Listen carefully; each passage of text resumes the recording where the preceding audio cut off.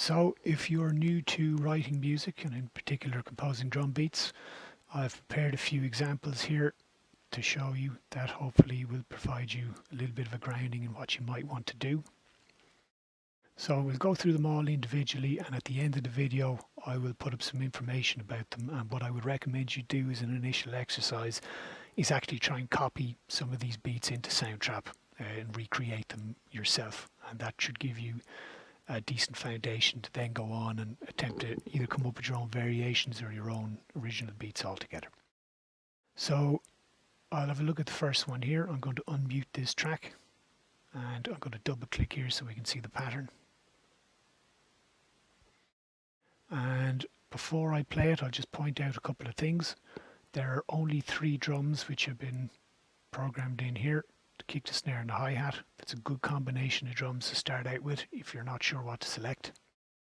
I'll also point out that this is a 1-bar pattern that has been copied and pasted 4 times.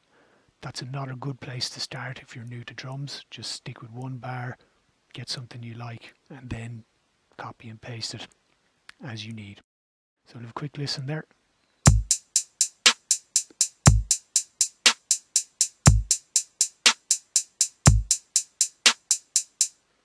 So fairly straightforward beat there. If I move on to the second example, I'm going to mute this track here.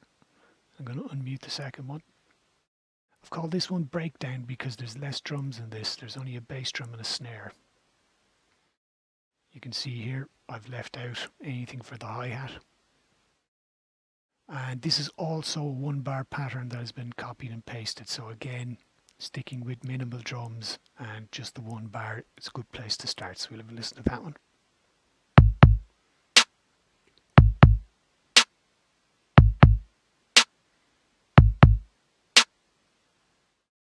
Okay, if I move on to the third one, so I'm going to mute this and go on here.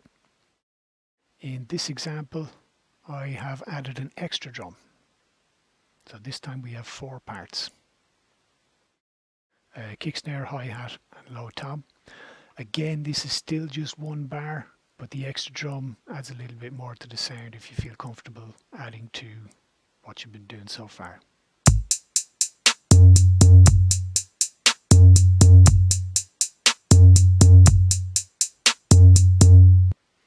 So you can hear that it just adds a little bit of variety to the sound. If I move on to this next one here,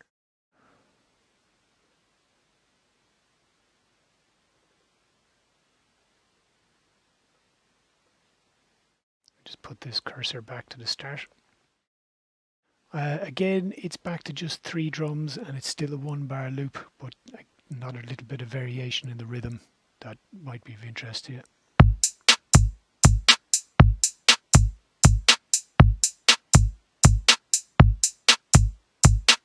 So what gives that particular one its nuance is the extra bass drum throughout. Moving on to the next one here, we have our first 2-bar pattern. So in this case, I've composed 2 full bars of drum track and then copied and pasted the 2 bars. So we'll have a look at the pattern here. And if I hit play, we'll be able to listen to how that plays out.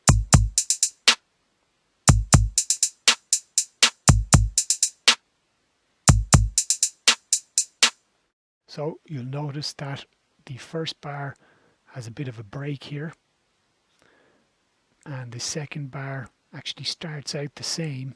You can see that this pattern here is the same as this pattern here, except instead of having that break there,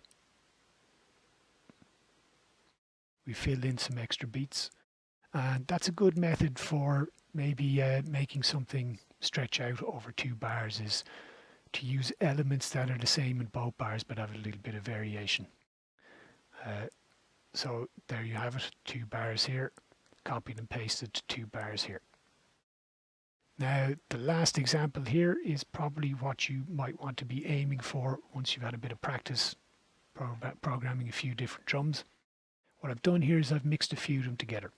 So these first 4 bars here are the same as the breakdown beat we had earlier. The second 4 bars here come from the 2-bar loop. And we've had the breakdown beat, then the 2-bar loop, then the breakdown beat, then the 2-bar loop again. So the idea is you're creating different parts, and if you get comfortable with your 1-bar loops and then maybe you get some 2-bar loops, the next thing to move on to is having several different patterns moving back and forth from one to the other. So let's have a listen to that.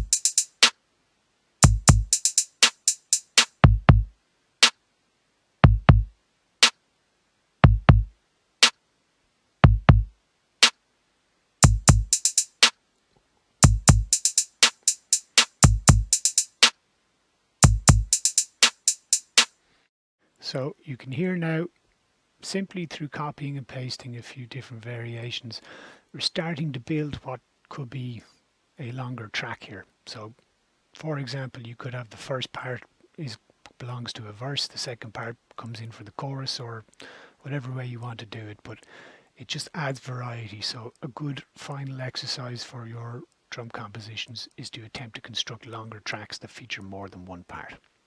So again, I'll put up the information for these beats at the end of this video, and I recommend that you attempt to copy some of them into the pattern maker.